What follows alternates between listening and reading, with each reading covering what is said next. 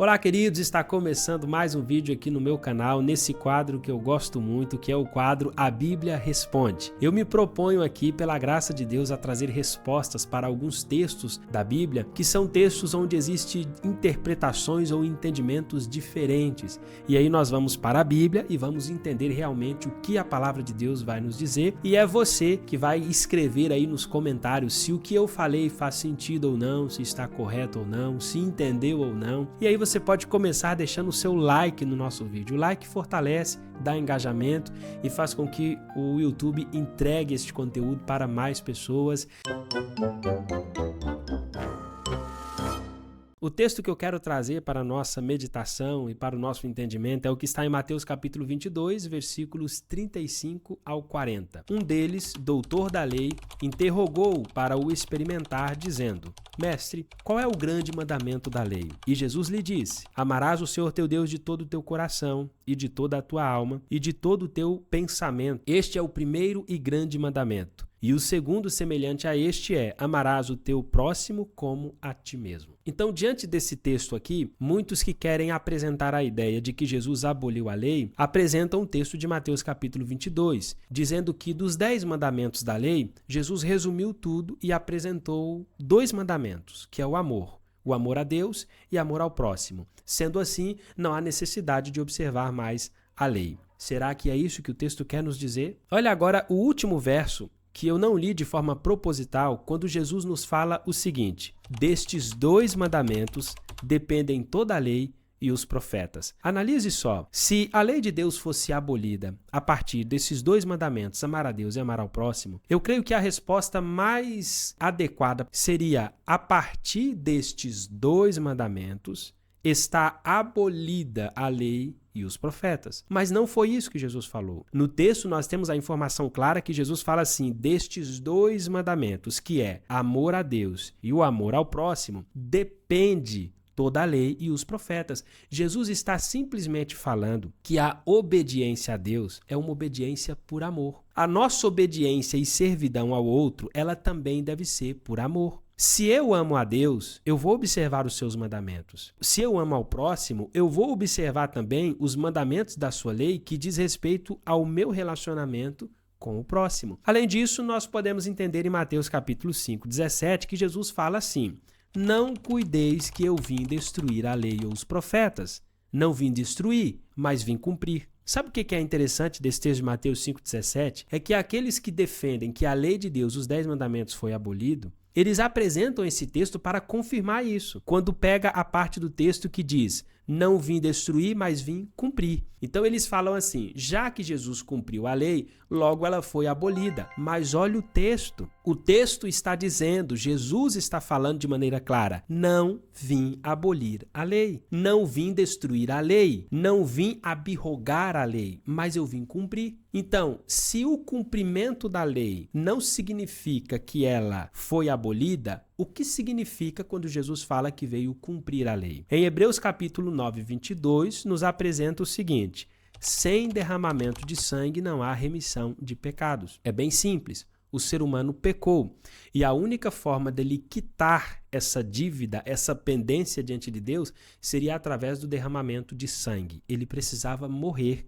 para pagar pelos seus pecados. O que Jesus fez? Veio aqui e morreu em nosso lugar. Está falando no sentido de que Jesus cumpriu a exigência da lei. Jesus pagou o preço que a lei requeria do ser humano. E nos versos seguintes, o verso 18 e 19, que geralmente aqueles que defendem a abolição da lei não leem esse texto, nos versos seguintes, Jesus diz da seguinte maneira: porque em verdade vos digo, até que o céu e a terra passem, nem um jota ou um tio jamais passará da lei sem que tudo seja cumprido. Qualquer, pois, que violar um destes mandamentos, por menor que seja, e ensinar aos homens, será chamado menor no reino dos céus. Aquele, porém, que os cumprir e ensinar, será chamado grande no reino dos céus. Essa expressão aqui, tudo seja cumprido, é uma referência da volta de Cristo, é uma referência do fim do conflito entre o bem e o mal. E o fim do conflito entre o bem e o mal ainda não terminou. Jesus fez um sacrifício na cruz do Calvário por nós que foi único e suficiente para nos salvar, mas nós ainda estamos nesse mundo. Nós ainda sofremos as consequências do pecado. Nós ainda padecemos, o pecado ainda reina neste mundo. E quando que de fato isso vai ter fim? Quando Jesus voltar nas nuvens do céu. Até lá, a obediência à lei de Deus é requerida de todo aquele que aceita a Cristo como seu Salvador pessoal. Agora, em Romanos capítulo 3, versos 23, 24, 28 e 31, o apóstolo Paulo nos traz um entendimento muito claro a respeito da salvação e a respeito da obediência. Porque todos pecaram e destituídos estão da glória de Deus, sendo justificados gratuitamente pela sua graça, pela redenção que há em Cristo Jesus. Concluímos, pois, que o homem é justificado pela fé sem as obras da lei. Aí, ao analisarmos esse texto agora, pode nos passar uma impressão de que o apóstolo Paulo realmente está invalidando a lei. Só que a gente precisa entender que o sentido aqui é o sentido de salvação, de perdão. Para você ser justificado, como diz o texto, justificado significa ser perdoado. Isso é uma obra gratuita que Deus faz ao seu favor. Ele te perdoa gratuitamente pela sua graça. As suas obras não podem pagar a sua salvação e nem o seu perdão. Você é justificado pela fé em Cristo Jesus através da sua graça. E aí vem a pergunta: então, irmão, nós podemos anular a lei? Não, porque no verso 31, mediante essa explicação, Paulo diz assim: anulamos, pois, a lei pela fé?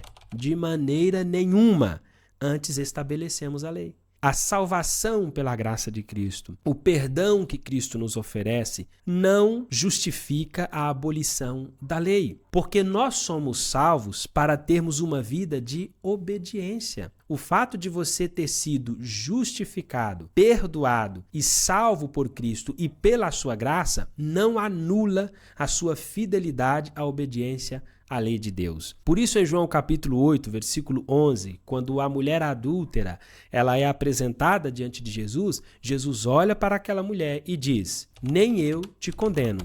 Vai-te e não peques mais. Jesus justifica essa mulher. Jesus perdoa esta mulher dos seus pecados. E após ser perdoada, Jesus não fala assim para ela: ó, a lei agora está anulada para você, você já foi perdoado, pode viver a vida de qualquer forma, de qualquer jeito. Não é isso que Jesus diz. Jesus fala para essa mulher assim: vai e não peques mais. Em João capítulo 14, verso 15, Jesus fala assim: se me amais, guardareis o quê? Os meus mandamentos. Você ama a Deus? Se você ama a Deus, você vai guardar os seus mandamentos, vai se preocupar em obedecer a sua lei. Lá em Apocalipse, capítulo 14, o versículo 12, a palavra de Deus nos dá algumas características daqueles que herdarão a salvação. Aqui está a paciência dos santos. Aqui estão os que guardam os mandamentos de Deus e a fé em Jesus Cristo. Então, o que o texto está nos falando aqui? A obediência à lei de Deus e aos seus mandamentos é uma das características do povo de Deus aqui nessa terra. É uma das características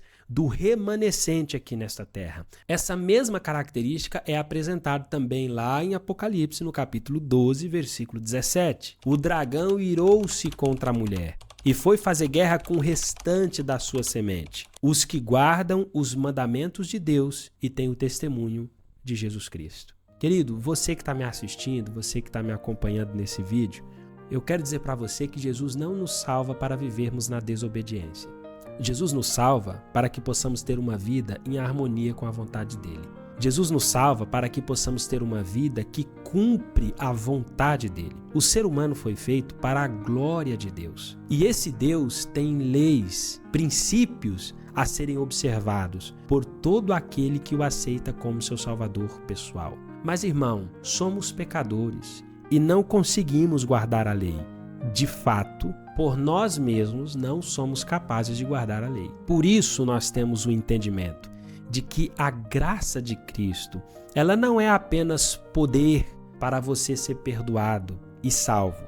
A graça de Cristo é poder para que você possa obedecer à sua lei. É Cristo quem nos dá o poder. É Ele, como diz a Bíblia, quem efetua em nós tanto querer como efetuar segundo a sua boa vontade. Ele nos capacita, nos dá poder para termos uma vida de obediência à sua lei. E aí, gostou do vídeo? Faz sentido para você o que eu falei aqui? Você acha que o que eu comentei aqui, com base nos textos que eu apresentei, tá correto, tá certo, tá errado, tá mais ou menos? Qual é a sua opinião? Coloque nos comentários aqui o que você achou desse vídeo, o que você achou do conteúdo, se contribuiu para a sua vida ou não. Coloque aqui embaixo que eu vou ter o prazer de ler o seu comentário. E você pode também colocar aqui alguma sugestão de algum texto da Bíblia que você gostaria que eu comentasse aqui. Confere a sua inscrição no canal se você está inscrito, ative o sininho, deixa o seu like, compartilhe esse vídeo com o máximo de pessoas que você conseguir e eu tenho certeza que mais pessoas poderão ter a oportunidade de se alimentar da palavra de Deus, do conhecimento que a Bíblia disponibiliza para nós. Que Deus te abençoe e até mais!